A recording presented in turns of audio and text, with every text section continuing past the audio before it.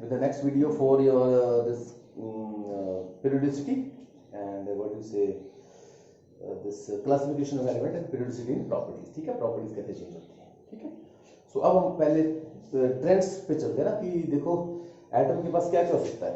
उसका देखो एक रेडियस होगा. ठीक है, जैसे सोडियम का रेडियस कम होगा, पोटेशियम का रेडियस ज्यादा होगा, डिपेंडिंग ऑन द कितने शेल है. फिर उसके बाद क्या होगा, रेडियस होगा उसके पास और क्या होगा, फिर उसके पास आयनाइजेशन एनर्जी होती है. तुमने अभी टॉपिक पढ़े नहीं, आगे जाके पढ़ेंगे. तो उनको डिस्कस करने से पहले अभी एक नया टॉपिक तुम्हारे पास ले आते हैं, that is type of radius. Type of radius, type of radius, radii बोल दो. ठीक है, the plural of radius is radii, RADII. तो टाइप ऑफ रेडियाई. ठीक है, रेडियस कितने टाइप के होते हैं. तो there are 3 type of radii, that is van der Waals radius, van der Waals radius. I think this is van der Waals V और W आई देखा ना, van der Waals radius. Second is covalent radius and third is this metallic radius. Metallic radius. तो there are 3 kind of radius. मैं तुम्हें बिल्कुल आसानी से समझा दूंगा. देखो जैसे 2 एटम कोवलेंटली बॉन्डेड है. ठीक है, 2 एटम कोवलेंटली बॉन्डेड है, उनके न्यूक्लियाई के बीच में मान लो डिस्टेंस कितना है, डिस्टेंस कितना है, मान लो 190 पिकोमीटर. ठीक है, तो 1/2 ऑफ द डिस्टेंस बिटवीन, तो कोवलेंट रेडियस की बात कर रहा हूं इसमें, covalent radius 1/2 of the distance between, 1/2 of the distance between, 1/2 of the distance between 2 covalently bonded atoms. 2 covalently bonded atoms. ठीक है, 2 कोवलेंटली बॉन्डेड एटम्स हैं, तो 1/2 of the distance between their nuclei, 1/2 of the distance between 1/2 the distance between nuclei. ठीक है, तो 2 covalently bonded atoms हैं, इनके nucleus का जितना डिस्टेंस है उसका आधा जो होगा दैट इज कोवलेंट रेडियस. तो मान लो यहां से यहां तक का डिस्टेंस कितना था, 190 पिकोमीटर था.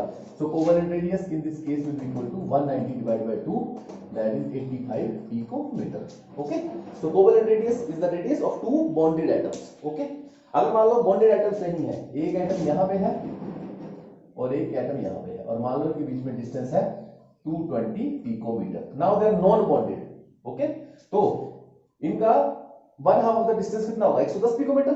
उसको बोलेंगे van der Waals radius. Van der Waals radius होगा इसका 220 divided by 2, that is 110 picometre. 110 picometre means 1/2 of the distance between 2 non bonded atoms. अगर एटम्स बॉन्डेड है तो बोलेंगे कोवलेंट रेडियस, दोनों के न्यूक्लियाई के डिस्टेंस के हाफ को बोलेंगे कोवलेंट रेडियस. और अगर नॉन बॉन्डेड है तो बोलेंगे वंडर वॉल रेडियस. मान लो यहां से यहां तक डिस्टेंस था 220 पिकोमीटर, तो वंडर वॉल रेडियस कितना होगा, 1/2 of the distance between the 2 non bonded atoms. 110 picometre आ गया. ठीक है, अब देखो तीसरा था मेटालिक रेडियस. तो तुम्हें पता ही है कि जैसे मेटल है, कोई भी ले लो, जैसे जिंक मेटल है, तो तुम सोचते हो जिंक ऐसे नहीं पड़ता. Metals are present in lattices, metals are present in lattices, metals are present in lattices में प्रेजेंट होते हैं. लैटिसेस मतलब कि ये देखो कि लैटिस बनाता हूं. ठीक है, एक जिंक है, उसके पास कितने इलेक्ट्रॉन है, 2 इलेक्ट्रॉन है.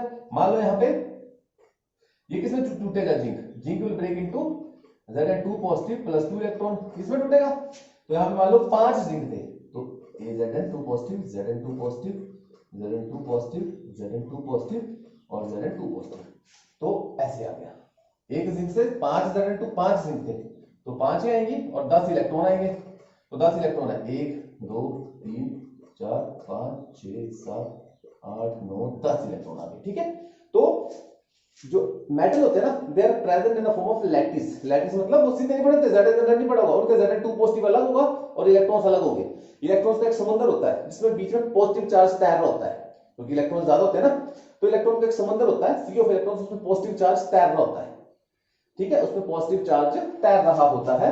तो ये जो पॉजिटिव चार्ज होता है लैटिस में, उसको बोलते हैं कर्नल. ये कैटायंस होते हैं, उसको बोलते हैं कर्नल, और बाकी तो होते हैं इलेक्ट्रॉन्स होते हैं. ठीक है, तो यहाँ पे पॉजिटिवली चार्ज कर्नल और इलेक्ट्रॉन के बीच में थोड़ी सी बॉन्डिंग हो जाती है. ठीक है, तो उस केस में मेटल लैटिस में जो रेडियस आता है मेटल्स का, मतलब फिक्स्ड बॉन्डिंग होती है, कोई इलेक्ट्रॉन के साथ अट्रैक्शन होती है. ठीक है, तो उस रेडियस को बोलते हैं, the radius in case of metal lattice is called as metallic radius. Radius in case of radius in case of metal lattice, radius in case of metal lattice, radius in case of metal lattice, metal lattice मतलब इसमें देखो कोई मान लो zinc ने 2 electron खींच के रखे होंगे तो कोई ना कोई डिस्टेंस आएगा, उसका हाफ कर देंगे तो रेडियस आ जाएगा, दैट इज मेटालिक रेडियस।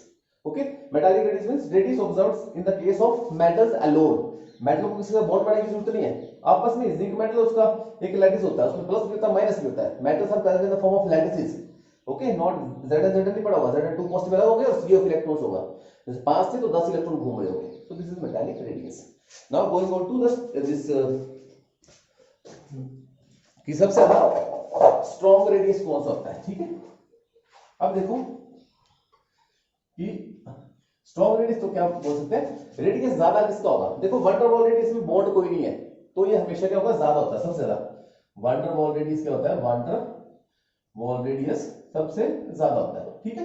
अब दूसरे नंबर में मेटालिक रेडियस होता है, मेटालिक रेडियस, क्योंकि उसमें थोड़ा सा गैप कम होता है, पर मेटल एक ही होता है, लैटिस एक होता है, इसलिए रेडियस इसका तो ज्यादा होता है, इसका कम होता है। और सबसे कम कौन होता है, कोवैलेंट रेडियस, क्योंकि इसमें तो कोवैलेंट बॉन्ड बने होते हैं तो बिल्कुल पास पास होता है, तो रेडियस कम होता है।